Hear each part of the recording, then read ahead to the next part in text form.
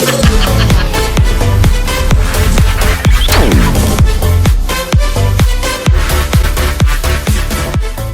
bitches, welcome to Jabbr. Today we have the gorgeous and talented MascFish. How are you? Great. Okay, so I have a question. What is MascFish? Is that like fish tacos? What is that?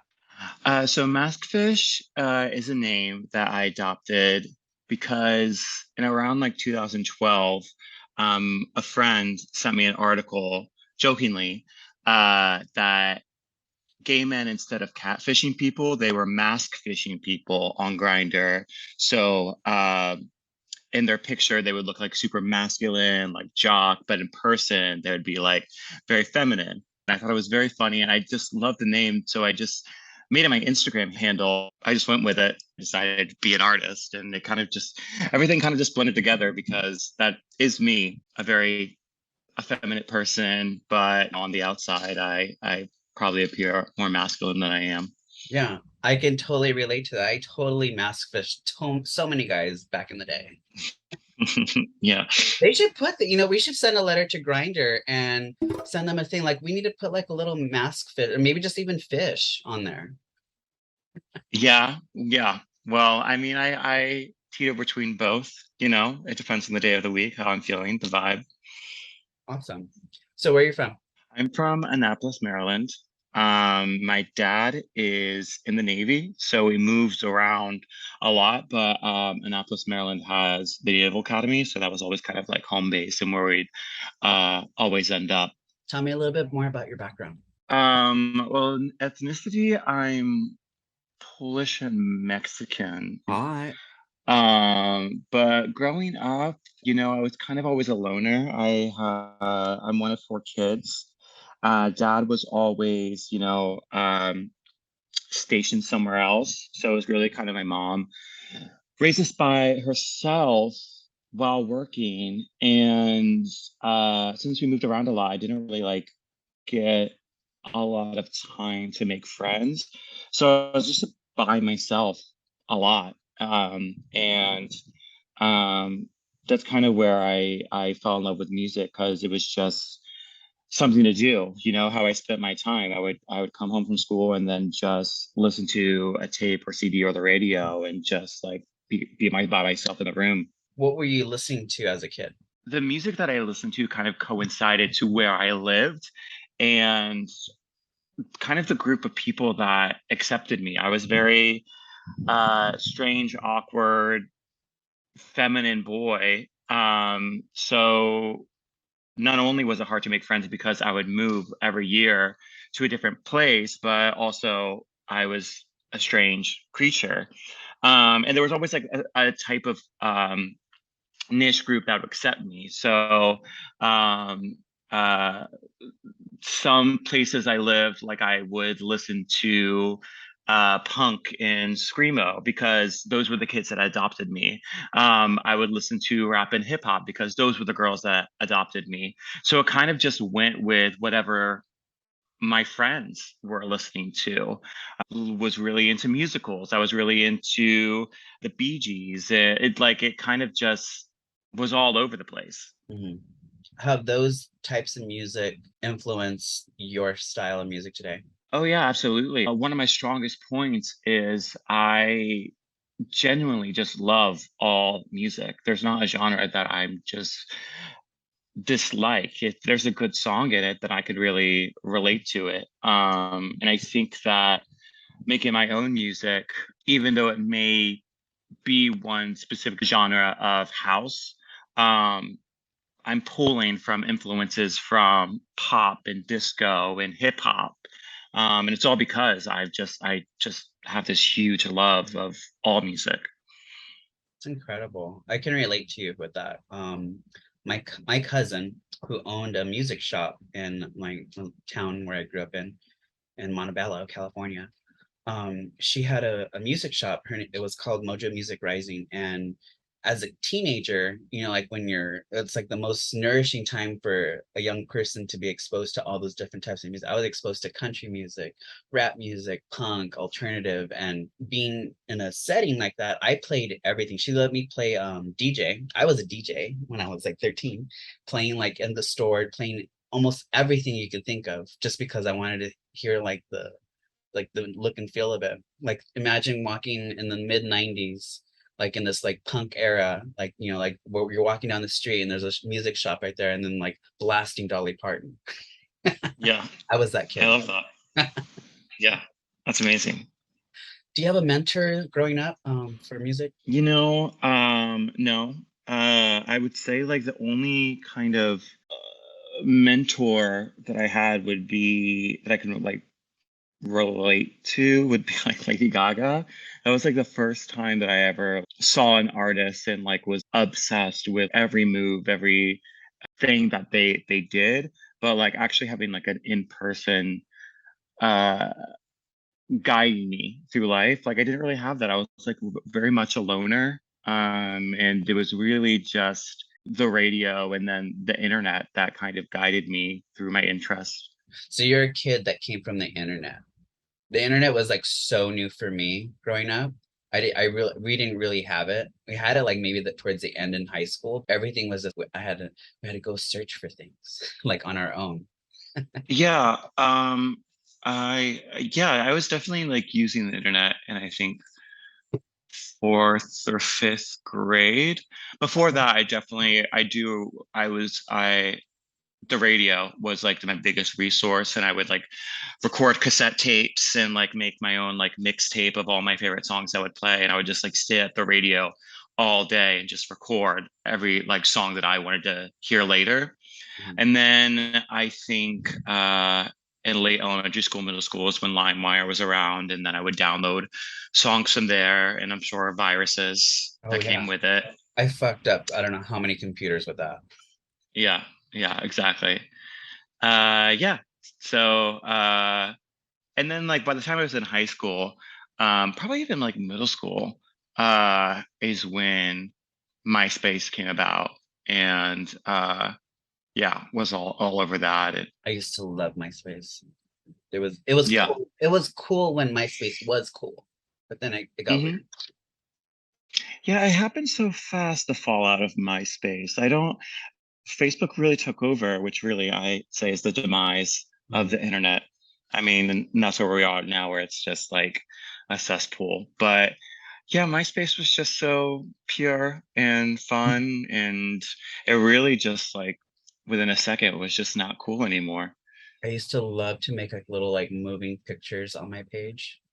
It was like a parade. Oh yeah, we were all coding before we even knew what coding was. We were like selected. It was really what a great time. Yeah. I Internet. remember going on to like this one guy's page that I used to have a crush on in high school. And he used to put naughty pics in his like parade thing.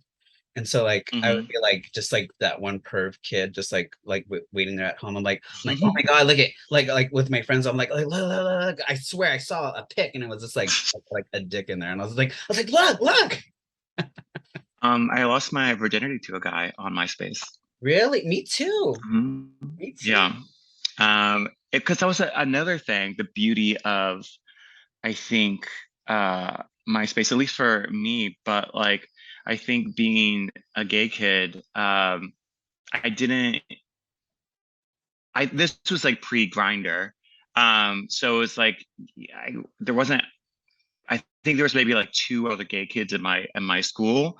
Mm. And so it was a great way to chat and meet other gay people. And I met one that was like an hour or 2 hours away, and eventually we met up and lost my virginity. Oh, that's how it happened. How old are you? Hmm. 30. Okay, we're not too far away. When did you get into music and how? Well, I mean, it's just always been a thing. Like I've been in deep thought about like when did I decide that I wanted to be a musician? And it was, yeah, one of those things where it was just always what I wanted to do, what I thought of myself. I from I think third grade was always in band classes, chorus classes. It's what I fantasized and imagined. Like it was just always what I wanted to do. It's great that you knew what you wanted to do at a young age. I don't think a lot of people have that ability to know what they want and to like thrive and like go into that direction. I think that's awesome. So Yeah. can you tell me a little bit more about your style? Well, my style, I mean, I really kind of leaned into the whole MascFish thing when I decided to become a DJ professionally. It just kind of everything kind of fell into place. And I was really able to own in on it more, exactly what that is. And so uh, it's really, I mean, everything with me is a juxtaposition and a paradox, but I like to be like really clean and simplistic, but at the same time, kind of cartoony, and uh, bright colors, whatever that means, like put together. What's your process like for setting up for a song or a set? I try not to think about it too much. I would say I'm a big overthinker, and I really just kind of provide as much as I can regarding like sets. It depends on kind of what the performance is. If it's like a really major performance for me and like maybe just an hour long set time, then I do kind of pre-plan it, just because it is such a short amount of time. But if it's like where I usually work is West Hollywood, and those tend to be like 5 hour sets, I don't really think about it. I kind of just uh I have my music semi-organized into categories. And when I get into a venue, I kind of just feel the vibe and try to feel the energy and see what people respond to in the first 30 minutes. And by that time, I kind of catch on to be okay, this is what they want to hear tonight. And I Mhm. kind of just play to that. That's In cool terms though. of, So you make the set according to the audience then. yeah, so I think that there are two different types of DJs, how they operate. There's ones that actually want to do crowd work. They really go for the crowd, which is what I'm describing, which is like I'm listening, I'm paying attention, I'm seeing what people want to hear for the night, and I'm working with that. And then there's other DJs that will pre-plan their entire set, and there's nothing wrong with either one. The way I feel is when I first started, I did pre-plan my set because I would get so nervous that I would mess up, that I would pre-plan everything. But the issue with that is you have to have a lot of confidence that the songs that you're pre-planning are going to kill, because I've been in situations where there's like 10 people in the club, and if you pre-planned a set and you're going to play this like really intense big room song for 10 people, that's going to, for me, that would seem super awkward. um, so you just have to do what works for you. I personally like the room to pivot for the situation that I'm in. Can I be honest with you on something? Yeah. I went to one of your shows before, but I was so fucked up. I was just in my little like bubble of friends and we're just having a good time. I can't really say that I remember seeing you, but Yeah. I was too fucked up to do anything and we're only there for like maybe an hour or so. And so I had to leave. Well, I mean, But as long as I knew you it was don't, fun. yeah, that's the thing, is as long as you don't remember anything bad happening, that's okay with me. Yeah. That goes with the DJ and the bartender. They're just like really working together. Hmm. Well, actually, what I kind of play to is because I'm still new, and I don't think it actually goes away because I've heard bigger DJs talk about this too. Sometimes you just can't control the size of the room, and when there is nobody there, what I've learned to do is I actually kind of play to the go-go dancers, because in the bar staff too, but primarily the go-go dancers, because if the go-go dancers are happy and getting their life, then people are going to come in.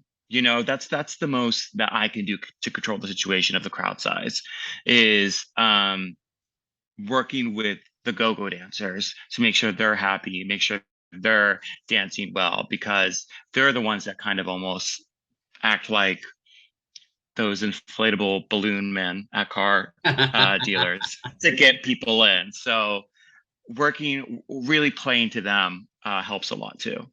Yeah. Fun fact, if you follow MascFish on Instagram, you will see like when he's performing, he always does a little spotlight on a go-go boy's booty, usually Oh, always. when he's on. So check that out. It's a great way for me, because I'm like,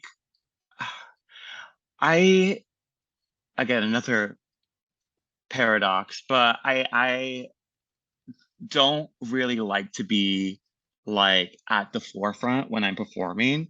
Like, I'm never on the mic. I'm not an MC. I like to just like play really good music, even though I like to look good and I like to, like, be an artist. I don't necessarily like to have the spotlight on me when I'm performing. And so that is a great way for me to, like, instead of filming myself like DJing, is to film a go-go boy DJ. And so that way I can promote the night and promote that I'm like actually doing something. I think you're being super modest right now because, ladies and gentlemen, let's be honest, MascFish is also a model in the Los Angeles area, and I photographed you a few times, and you Yeah. are like you just all you gotta do is just take off your shirt and you're ready to go yourself. Well, I think it's like a weird, again, overthinking things, but I guess I just think in my head, like, I don't want people to think that I'm like just got this job because somebody thought I was good looking. And so it's like I try to tone it down um, in order to like let my talent shine through. And perhaps I don't have to do that. Maybe that's something that I need to talk to my therapist about. I agree. You need to because what's coming out of the speakers speaks for itself. Like you may have like this great aesthetic, and your aesthetic is, like who you are as an individual, but what you're pumping out of the speakers, that's your form of art and how people are reacting. Literally, the go-go boys are like that coincide with that entertainment. Obviously, if everything's going together, like you're doing your job and you're doing, your justice. Right. Yeah. So, what will people expect from a show if they were to attend? Always like good vibes.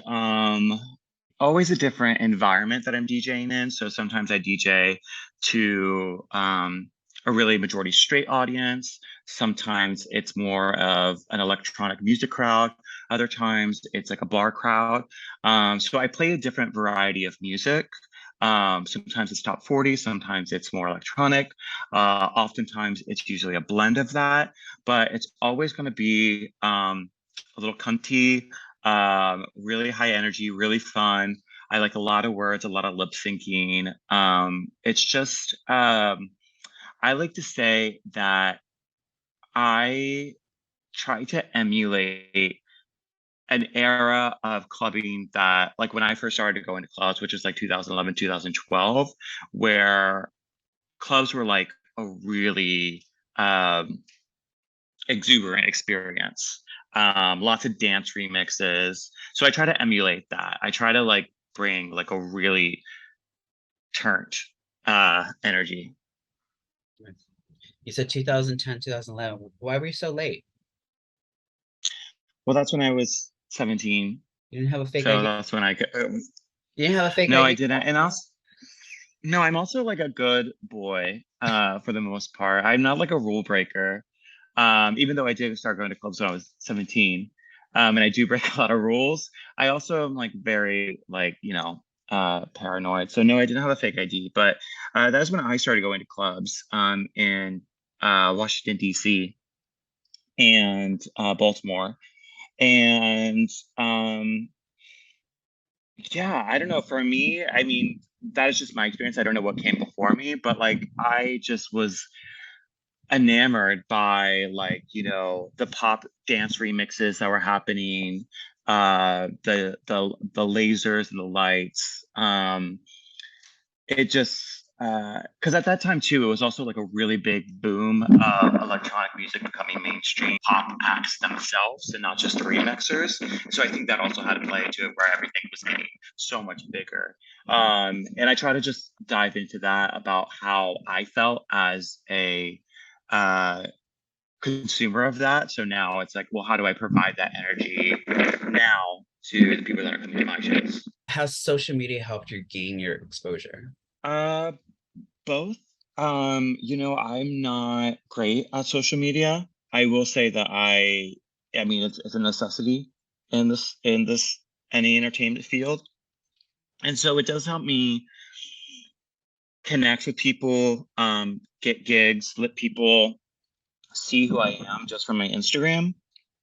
But that's really the only social media that I use. I have a TikTok. I have no idea what to do on TikTok.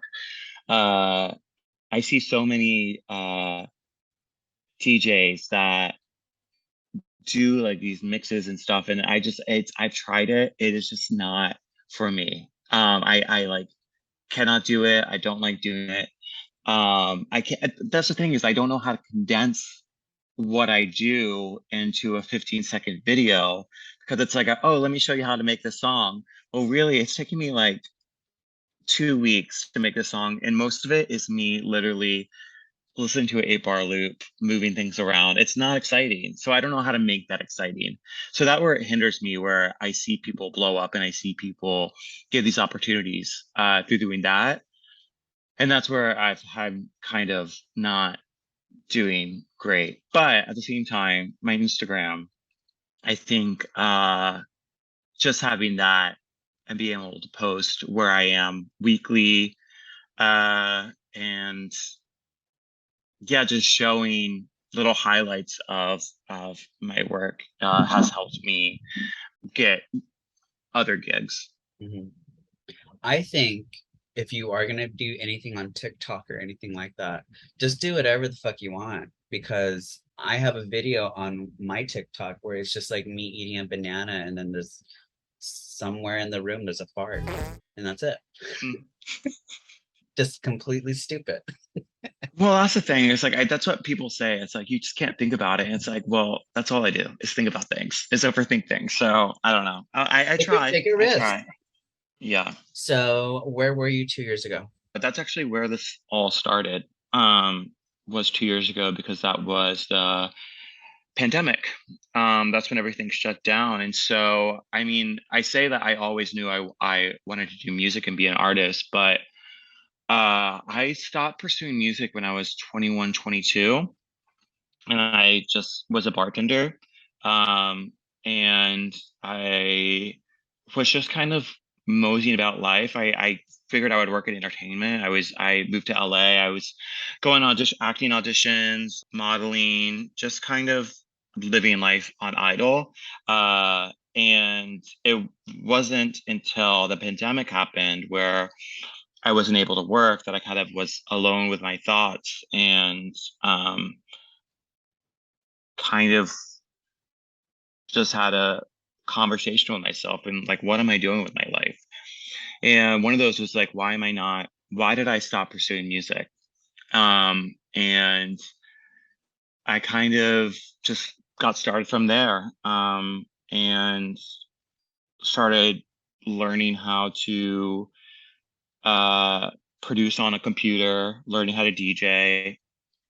And that's where it kind of steamrolled into where I am today, where I'm actually, doing it. Mhm.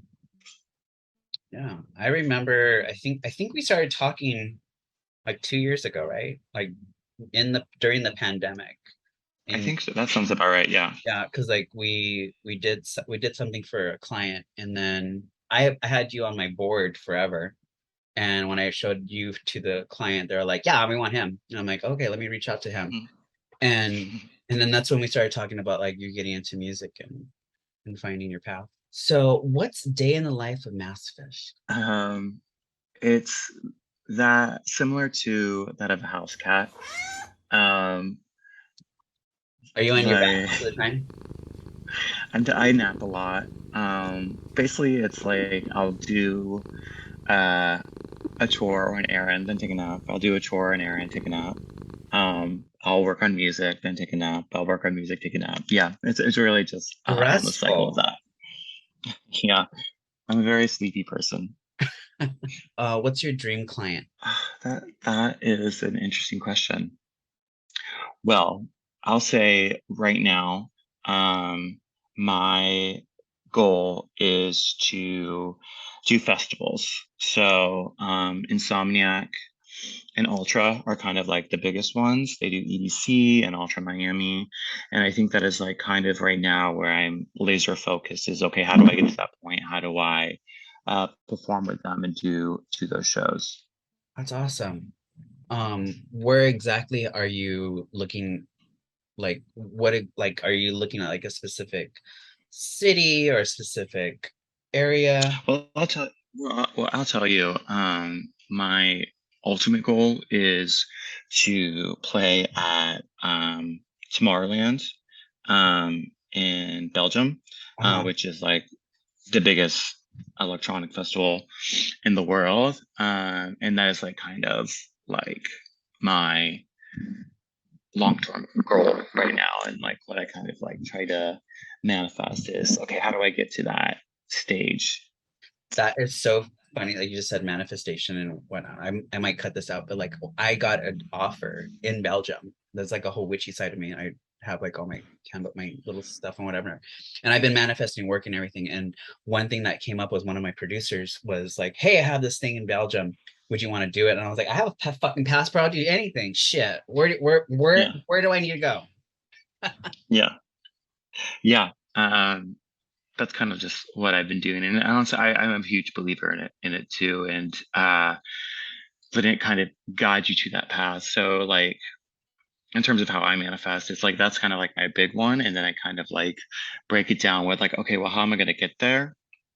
And it's like just kind of manifesting the little steps along the way while leaving room to, let it guide me however it wants, as long as I get there. Yeah, exactly.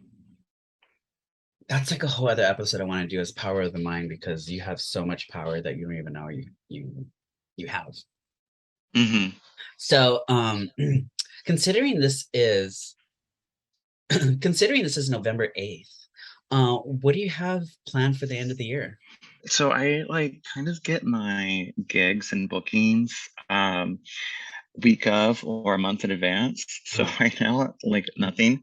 But like more consistently, I'm always in West Hollywood uh, weekly. And for those, you can just check out my Instagram, and I always post where I'm going to be. But manifesting uh, some big shows for New Year's Eve. Hopefully, I would love to like. So this is like my first year doing this professionally. I left my bartending job at the end of last year in December, and I've kind of set all my goals of what I want to do this year. And I've been lucky enough to accomplish all of them already, um, which was like tour in 5 different cities, release this original song, make as much of an income as I was making bartending, stuff like that. I've been able to accomplish that, which is great, and it would be really special if at the end of my first year that I could do an international city and work there. So I would love a New Year's Eve booking for somewhere international. But yeah, right? You love Puerto what's Vallarta, that? right? I do love Puerto Vallarta. Yeah. But and let me tell you, I would not turn down a gig for Puerto Vallarta. Mhm. But yeah, I would take it anywhere internationally. It would be super special, really great moment. What's one thing you can't live without as an artist? Headphones. I can see that. Alrighty, ladies and gentlemen, we're gonna take a little nap and we'll be right. So we are back. You mentioned music festivals. Is there anything else that you would want to pursue? mastering and making my own songs as well. That's something that I'm really focusing on, and really kind of the goal of being at a music festival is DJing my own songs. You know, I DJ a lot of other people's songs and a lot of artists that I love. It'd be really cool to do like a full set of my own songs that I've made. Usually all my songs are a little vapid. um, but I think that's okay. I think it's like a lot of kind of bitch traps, party music. Um, so yeah, it's just like kind of stuff to feel good and, you know, dance to and get hooked up to. And that's kind of the music that I like to make right now. Yeah. Nothing like too deep. Okay. As long as it has a good beat and you're able to move to it, right? Yeah. Right now, do you have like a home base where you're performing in WeHo? So I do honestly everywhere. I do Motherload on Tuesdays. I do Beaches on Wednesdays and Mickey's on Thursdays. So those are kind of like my spots that you can see me regularly. So everybody make sure to go head over to WeHo and go check out MascFish, tip him, say hello to him, take a picture with him, follow him, make sure to do all of that. So is there anything you want to plug? Just follow me on Instagram, follow my journey. It's ever evolving and changing, and just to have like support is always nice and always helps me keep going. All right, thank you so much for coming and sharing your life, your journey, your manifestation, and thank you also for just being amazing and gorgeous. Thank you. This is Jabbr Podcast, executive produced by Jono Madison. If you have a question, comment, topic, or story you want to share, we want to hear it. Email jabbrpod@gmail.com or send us a DM on Instagram or Twitter @JabbrPod. This podcast is intended for entertainment purposes only. Stories and mentions are not meant to hurt anyone or their subtitle parties. Intro and outro, LA Step by We.